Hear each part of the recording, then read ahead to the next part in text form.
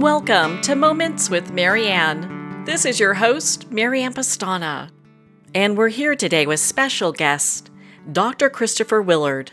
And he's here to share with us his new book, How We Grow Through What We Go Through: Self-Compassion Practices for Post-Traumatic Growth.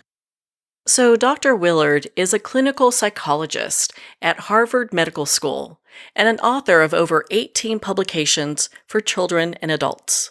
An internationally sought-after speaker and mindfulness educator, his books include Growing Up Mindful, Raising Resilience, The Breath Book, and many more. So welcome to the show, Dr. Christopher Willard. Thank you so much. It's fantastic to be here. I'm so excited to be sharing about my book and all this. Well, my goodness, as soon as I saw this, I knew we needed to talk. And I found it so intriguing. What inspired you to even write this book?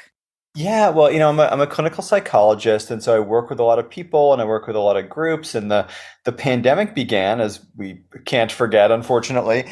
And suddenly my work shifted from people asking me, will you do some consultations around this or that, or mental health, or different kinds of topics, to will you talk about trauma?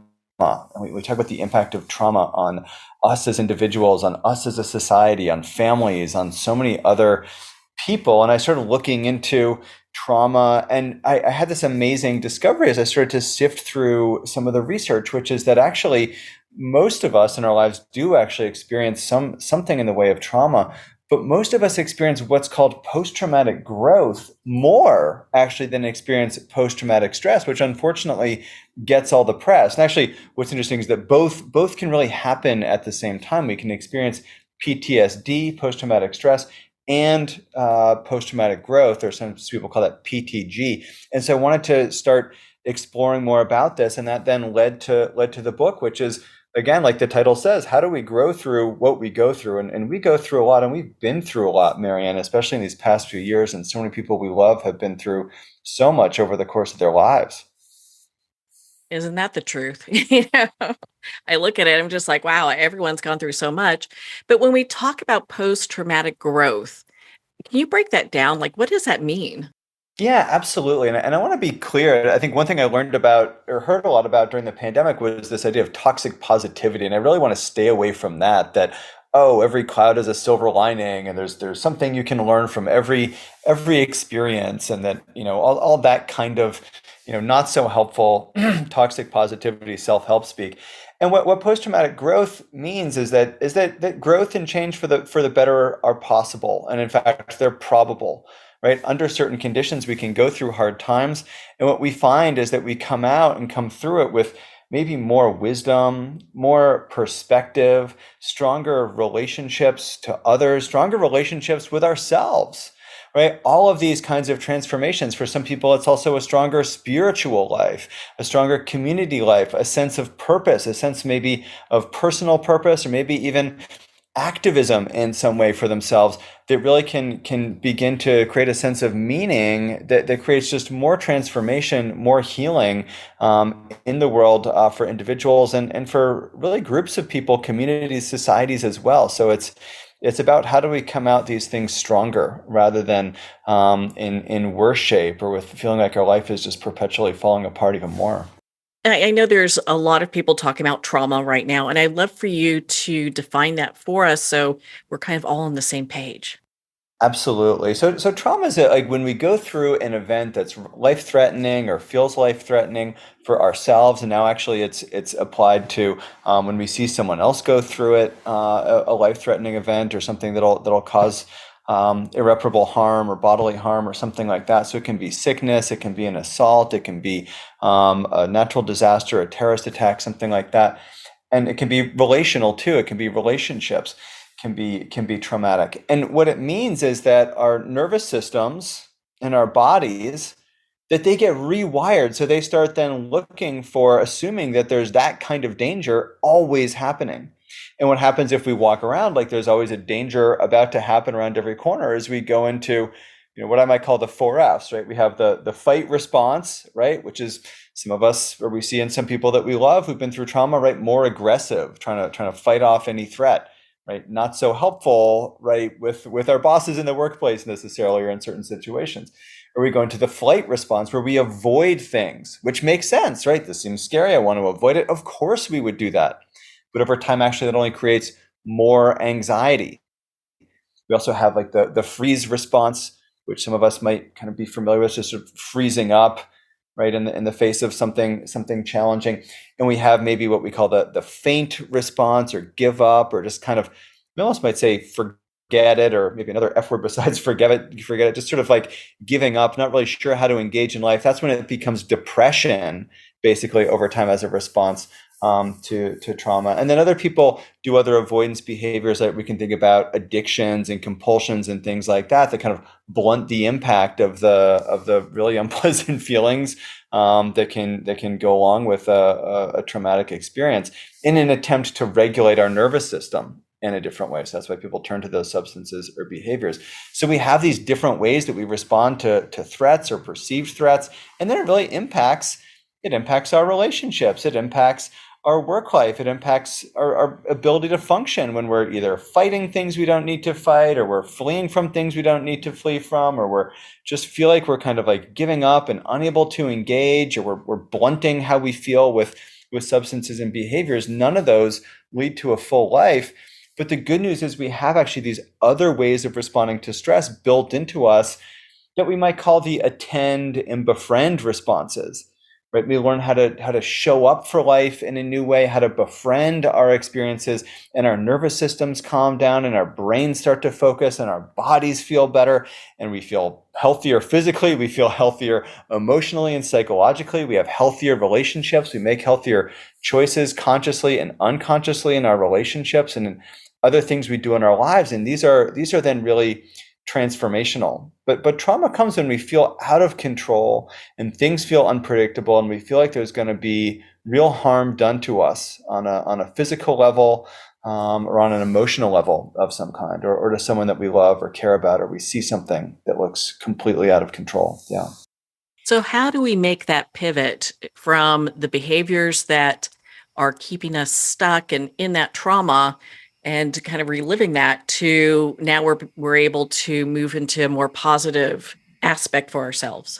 Yeah, absolutely. I think one of the places where I've been a therapist for many years, a psychologist, working with people, and I've been to plenty of therapy in my own life too. And I think where a lot of us get stuck is this belief that we can think our way into a new way of feeling or think our way into a new way of behaving. And in fact, the opposite is true. This is what we're learning in the psychotherapy world, and what we might think of as sort of like fourth wave therapies, where actually we need to act our way into a new way of thinking. We need to act our way into a new way of feeling. So in some ways, this idea of how do we inhabit our bodies? How do we stand in postures? How do we take care of our bodies healthfully through exercise and diet and things like that, that actually builds the foundation of our body then feeling better. Then we feel safe and secure in our bodies in a different way if we've been through difficult experiences. And that starts to really transform things. We also then want to find ways that we can shift our thinking by doing different things, by deliberately practicing gratitude, by deliberately doing certain therapeutic things, whether it's going to therapy and doing that talk therapy, but also practicing mindfulness, practicing self-compassion, other kinds of mental exercises that I think are so powerful with shifting our thoughts. And we do that through action, and we start to see results, and then our brains wire for looking at the world with new perspectives. And then it becomes a habit over time. And then lastly, acting differently in relationships. And then we develop a different feedback loop with the world. If we fight the world fights back. If we flee from things in the world, we certainly never engage fully with all that the world has to offer, and see the opportunities when they come, and seize them, and have some healing and come out of that. And certainly if we kind of freeze or give up or blunt ourselves with different kinds of substances and behaviors, then we're also never able to fully engage. But when we change these behaviors with other people, with our relationships, then we get feedback from other people too in very different ways. They treat us differently. We start to see ourselves really differently. If I stand up for myself, people start to treat me with more respect. I start to have more self-respect. If I perform esteemable acts, right, my self-esteem grows because people hold me in esteem for doing healthy and productive and positive things in this world and making a positive impact. And then that becomes self-reinforcing. I'm not having to deliberately do those things, but it becomes a habit. And then my entire perspective starts to shift. So all of these ways of acting our way into a new way of thinking and feeling are part of this process of building more post-traumatic growth, not just falling into post-traumatic stress. And again, both of these things are hopefully always happening at the same time, but there's not a clear timeline for something like this post-traumatic growth. So, how does self compassion play a role in all of this? Yeah, I love this question. And I've been a mindfulness practitioner for many years and found it really helpful. And then I started exploring more self-compassion practices, both formally and informally in my own life and with clients and patients who I work with and in workshops that I put on. And suddenly discovering this self-compassion stuff was really like like a accelerant for healing, like throwing throwing more wood into the fire of my own healing process and watching it happen and transform other people as well so quickly. And so self-compassion is really, it's about how do we treat ourselves, right? The way we'd want to be treated, right? Or the way that we'd maybe treat a child, or we'd treat a friend, or we'd treat someone that we love.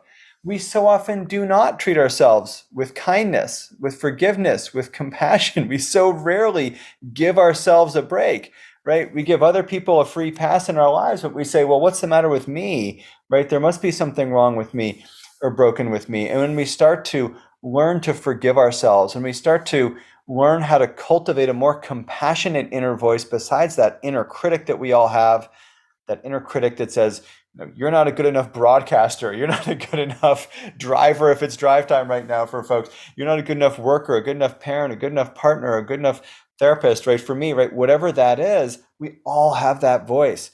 What if we didn't believe that voice, right? And that to me was transformational. Wait, I don't have to believe that critical voice. And not only that, but maybe I can learn how to cultivate a voice that's maybe a bit more kind, a bit more compassionate inside. And for a long time, I doubted, and many people I work with have a lot of doubts. So, well, that's just going to make me too soft. My standards are going to go down.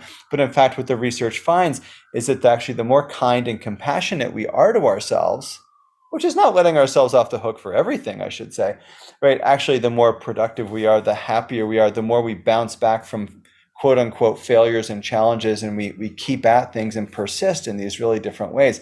So this idea of self-compassion that can sound so soft, it actually really does make us stronger, make us more resilient as we see, right, that we don't have to speak to ourselves quite so harshly.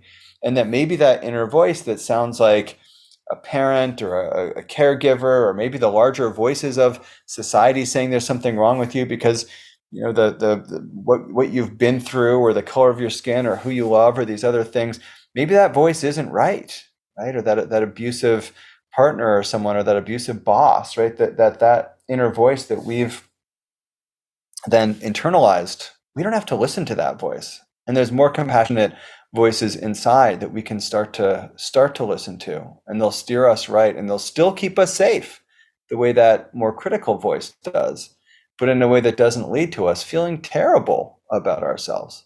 Yeah, it seems to be a default for so many of us. Why do you think that is? I think in this society where we are so competitive, we spend so much time comparing ourselves in this social media world. It's, this person's got more likes and that person does. And all of those things are actually, they play on this kind of human weakness that's evolved into us through evolution, where we do compare ourselves. And we used to need to compare ourselves more for survival, right? Oh, I better run a little faster. I better, hunt or gather a little better than these other people if I want to survive, if I want to pass my genes on, right? That's built into us through evolution. And we don't need that quite so much in our modern world. We still have our worries, right? We still need food and shelter and all those things. But amazingly, we actually are in so many ways safer and more stable than at any point in human history. And I want to say it does not feel like that, Marianne, but that is the truth. We actually are safer, but then we still are comparing ourselves, right? That person's better at this person's better at that. And we start to then internalize that critical voice. that's not so helpful to us. And in many ways, it's gotten us where we need to be. But we're now, a lot of us, it's starting to have those diminishing returns where it just makes us feel worse. You add in depression, you add in maybe not so perfect parents or caregivers, you add in an abusive boss or an unkind spouse or other challenges that we face in our lives or traumas of the pandemic or the other traumas people face, right? And that critical voice only gets louder, and that more compassionate voice, unfortunately, only gets harder and harder to hear. In your book, you talk about embodied movement, and I was real impressed with that. Your discussion with your neuroscientist friend. Yeah, absolutely. One of the things that I think the pandemic, I think, made us all, aware of just so much. But one thing I was thinking about in the pandemic, and this is an example of that, how do we act our way into a new way of feeling? But I would do these workshops where I'd say to on Zoom, of course, right, where I'd say to folks, imagine someone who's depressed, right? What do they look like? Right? And people would type back into the chat box, right? Someone never, sleeps all day and goes to bed at weird hours and eats at weird times and, doesn't get out of their pajamas and doesn't leave the house and is isolated. And I said, well, what has everyone been doing for the last couple of weeks or last couple of months, right? And suddenly everyone's like, oh yeah, right. The pandemic is an example of acting our way into a depression, right? Where we're not leaving the house and we're not getting changed and we're not exercising, we're not eating, we're not sleeping, we're not, being with other people and interacting with folks. And we know that all of these things regulate us in a really important, powerful way, right? We're evolved to, as I said, hunt and gather and be in a tribe and be with people and, sleep and, these other things. And realizing that the trauma of the pandemic, really did impact us. And what we had to do really impacted our mental health. And so when we actually bring embodied movement to life, there are certain postures that we can do from yoga, and we start moving and holding our bodies in a confident way that feels like we're taking up the space that we deserve in the world, that actually changes begin to happen in our bodies. Not only do our bodies become physically stronger and we have more confidence in our bodies for maybe, fighting off what they need to fight off, whether it's illness or an attacker or something like that, but they also start to change what's happening hormonally in terms of our confidence, in terms of someone can say something to us, and depending on how we're holding our body, it actually rolls off of us in a different way. Criticism rolls off of us when it's unfair, but we take in actually what it is that we want to change. We take things less personally, oftentimes, when we hold our bodies in more confident ways. And when we breathe in different ways, when we walk in different ways, all of these actually change the way that we perceive the world, change the ways that we perceive ourselves, change our thinking, and actually reset and re-regulate our nervous system so that we're not then feeling like there's danger lurking around every corner and we're trying to fight it, which is unhelpful, or we're fleeing from it, which is unhelpful, or we're just freezing and giving up and saying forget it to life, which is also unhelpful. But we're able to actively engage in our lives in a really different way that creates that healing that then also becomes self-reinforcing with the way that we interact with the world. How much of your book is based, like science-based? Yeah, I had so much fun doing a lot of the research, checking out what's happening in the psychotherapy research that's happening in the neuroscience research that's cutting edge in terms of trauma, in terms of mindfulness and self-compassion, as well as looking at positive psychology and also looking at not just all these cutting edge studies about all of this and about even physically what's happening at the genetic level and the hormonal level, but also looking too at what have societies had to teach us in terms of spirituality? What does that do in terms of our healing? Or looking historically at what has created more resilience in healing over time, thinking about the cultural rituals that different cultures do, that different spiritual traditions do, and what's the research and science behind why those work to help us heal, to help us to be the people that we want to be, despite maybe what's happened to us. And so that was a really fun part of the book, was seeing, oh my gosh, so much of this, as one of my own clients said, oh, Dr. Willard, I always liked this self-compassion and mindfulness stuff, but now I know it's real. And it's like, yeah, it's real. There's real exciting research, and coming out of places like Oxford, coming out of places like Harvard Medical School where I work, out of Stanford, out of leading institutions. And that to me is so exciting, seeing that this is based in real science. So is getting to this place of being relaxed, is that something that we really need to focus on so we can get to this place of calm? Well, I think learning how to turn on and off, right, that fight or flight response, that freeze and effort response, that's not a bad thing. That's really good. That kept us safe. If we've been through a trauma, it keeps us safe. If a bus cuts in front of us when we're about to cross the street, we need a fight or flight response, right? We need that to happen. But what happens is when our brains rewire themselves in the trauma response so that we're in that all the time, or we have a hair trigger for those responses, that's when it becomes a problem. So what we want to do is not be walking around perfectly relaxed and carefree all the time, because that bus will hit us. We will be victimized in certain places. We will be taken advantage of. And so what we want to do is learn, when is it safe for me to have that fight or flight response on, which is maybe driving in LA traffic, but then we get to the office, how do we make sure that we turn it off? Right? We want to have that freeze or that hide response, that play dead response, if we've been through a war, like a veteran perhaps, but that's not going to be helpful back home with the family, with the kids, right?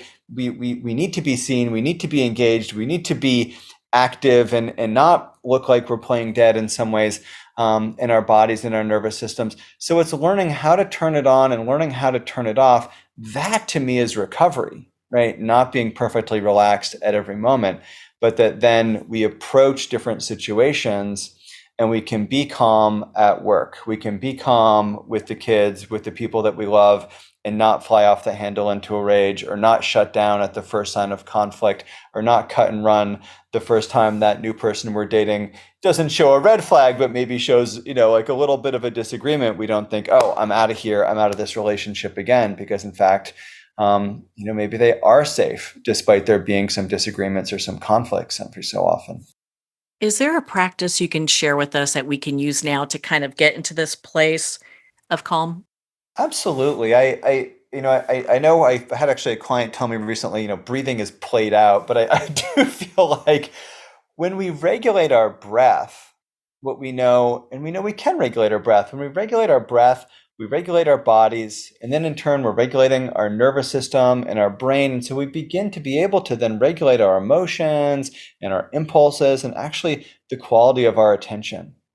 So some of these physical actions of even just standing upright, standing with confidence, and slowing our breath down a little bit. I sometimes say, actually, there's like a reset button in the bottom of your lungs.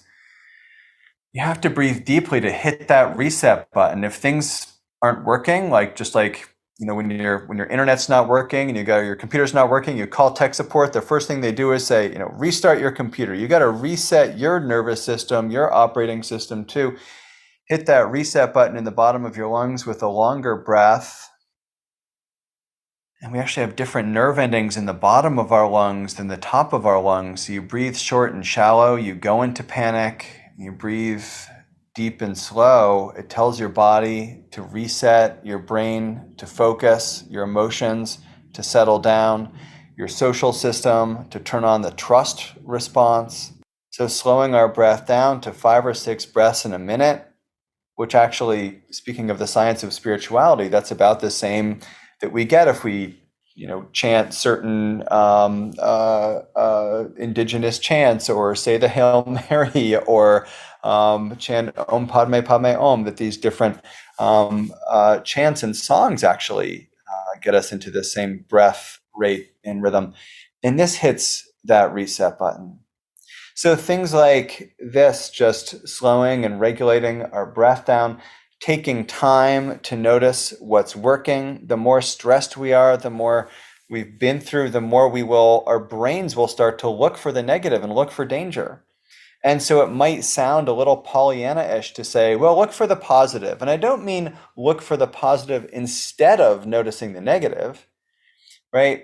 We're going to look for and notice the negative. Our brains are going to do that, actually, whether we've been through traumatic experiences or not. But we do have to deliberately take time to look at the positive, right? To remember those little glimmers, as a friend of mine calls them, those little moments of trust, of safety, of positivity, of happiness, of joy in our day, almost like a gratitude practice, right? Of, oh, the sun is shining, or, oh, I did get a nice text message from a friend of mine.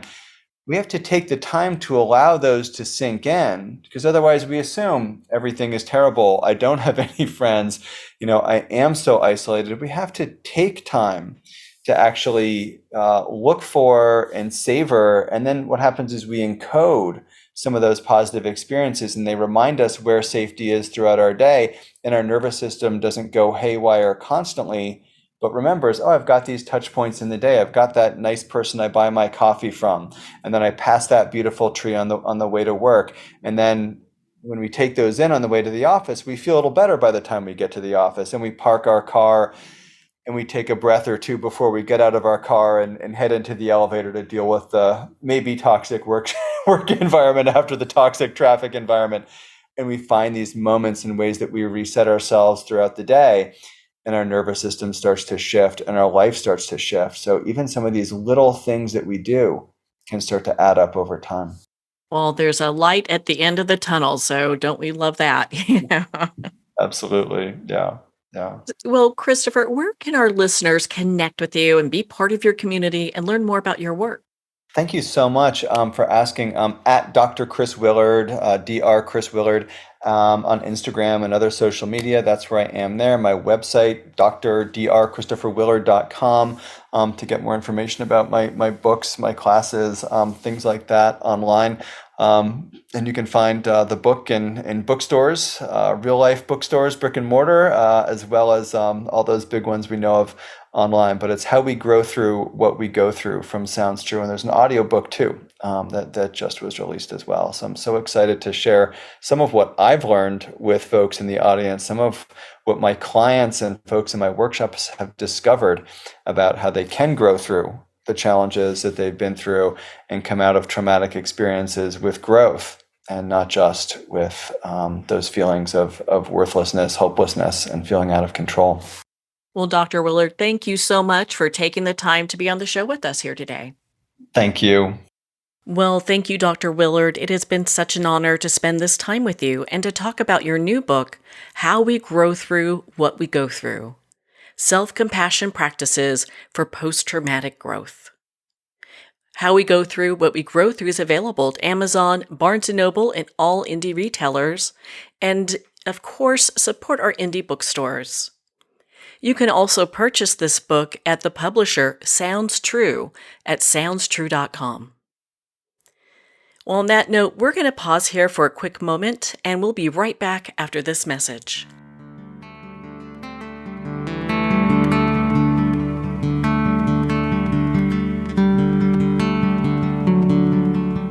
I'd like to thank Jason Eastwood at Guitarfulness for sharing his inspiring music and talent with us.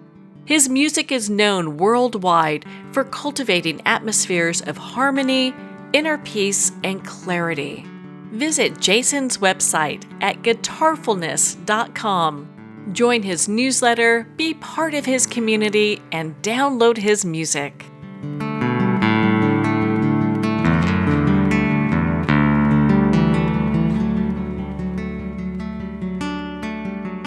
Well, we're at the end of our time today. I'd like to thank everyone for tuning in. You've been listening to Moments with Marianne, where we make every moment count.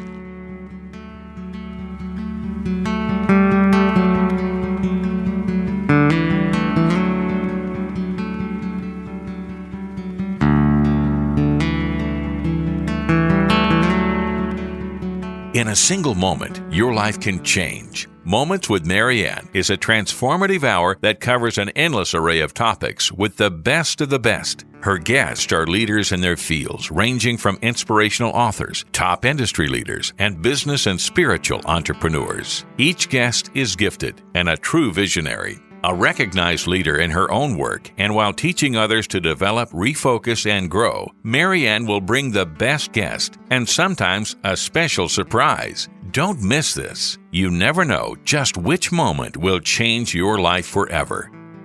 Make sure to tune in and visit momentswithmarianne.com for more information.